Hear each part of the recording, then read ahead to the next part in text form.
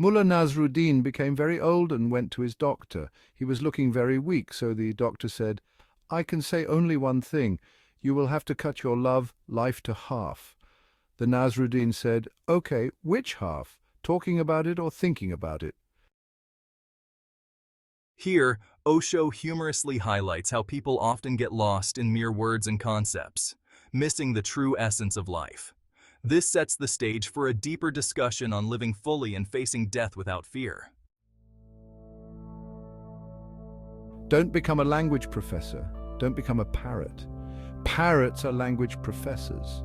They live in words, concepts, theories, theologies, and life goes on passing, slipping out of their hands. Then one day, suddenly, they become afraid of death.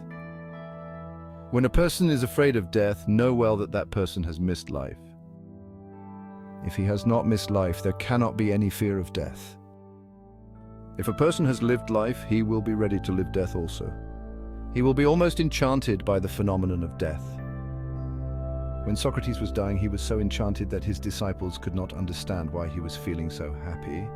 One disciple, Credo, asked, "Why are you looking so happy? We are crying and weeping." Socrates said, "Why should I not be happy? I have known what life is. Now I would like to know what death is. I am at the door of a great mystery and I am thrilled.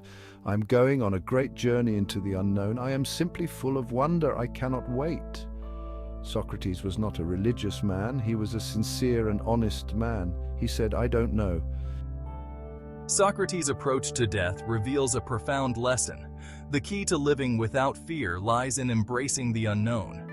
Unlike those who cling to dogmas and beliefs, Socrates was open to experiencing life and death with wonder and curiosity. To me, this is what a religious man should be. A religious man is not a Christian or a Hindu or a Buddhist or a Mohammedan. All these are ways of knowledge. A religious man, a really religious man, is one who says, "I don't know." When you say, "I don't know," you are open, you are ready to learn. This is the attitude of a disciple, the attitude of one who wants to learn, and discipline simply means learning. A disciple means a learner, one who is ready to learn, and discipline means learning. Osho is drawing a clear distinction here between religious dogma and true spirituality. A genuine seeker is not bound by rigid beliefs, but remains open and curious, constantly learning from life. I am not here to teach you any dogmas. I am simply helping you to see that which is. Live your life whatsoever the cost.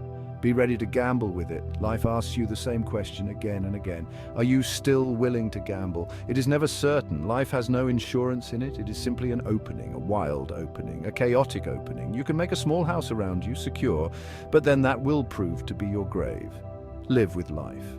The message is clear. Life is inherently uncertain and chaotic.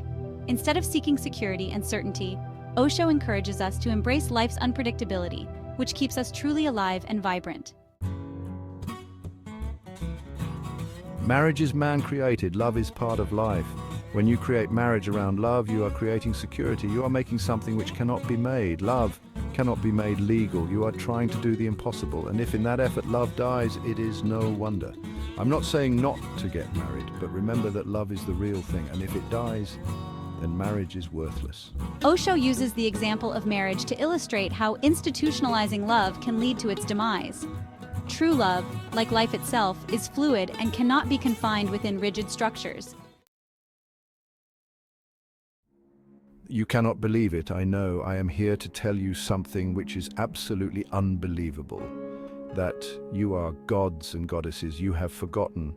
When I say to you, you are gods and goddesses, you will not believe me because you have completely forgotten who is traveling within you, who is sitting within you, who is listening to me, who is looking at me. You have completely forgotten. The pure isness is what I call godliness. If you can understand your inner divinity, you have understood what life is. Otherwise, you have not been able yet to decode life. Here, Osho reminds us of our inherent divinity. He urges us to look beyond societal labels and rediscover our true nature, which is divine and beyond all worldly identifications.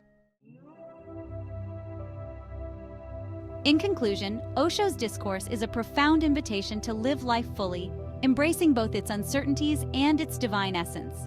By shedding our fears and societal labels, we can truly experience the mystery of life and death. The whole life is pointing at one thing, continuously, that you are God's. Once you have understood it, then there is no death. Then you have learned the lesson. Then in death, gods will be returning back to their homes. Your presence is the absence of godliness. Your absence is the presence of godliness. Thank you for joining us in exploring the essence of Osho's teachings. Remember, life is a beautiful gamble. Are you ready to embrace it? Don't forget to like, subscribe, and share this message with others who are on their journey of self-discovery. See you in the next video.